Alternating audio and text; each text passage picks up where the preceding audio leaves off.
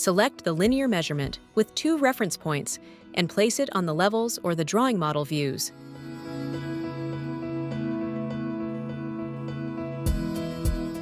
Identify the 2 points, then manually set the positions for each dimension.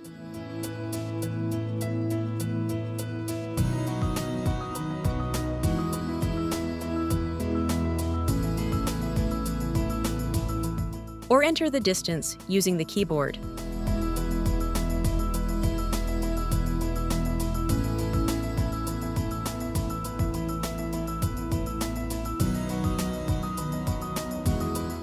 Activate commands to add new points to the measurement.